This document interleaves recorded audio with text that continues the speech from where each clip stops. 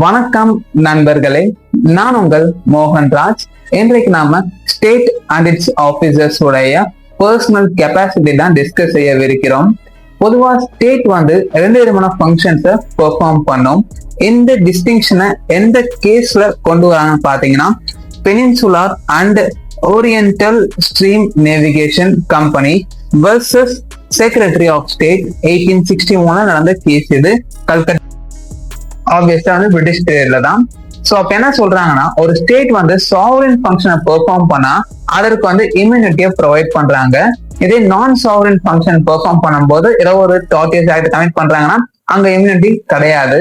ஏன்னா வந்து நான் சாவரின் ஃபங்க்ஷன் போல வந்து எஜுகேஷன் இன்ஸ்டிடியூஷன் ஹாஸ்பிட்டல்ஸ் வந்து பிரைவேட்டால கூட தனியா வந்து நடத்த முடியும். இது சாவரின் ஃபங்க்ஷனான டிஃபென்ஸ், அதாவது மிலிட்டரி, லா அண்ட் ஆர்டர்ல போலீஸ், இது போன்ற பெர்ஃபார்மன்ஸ் ஸ்டேட்டால மட்டுமே தான் செய்ய முடியும்.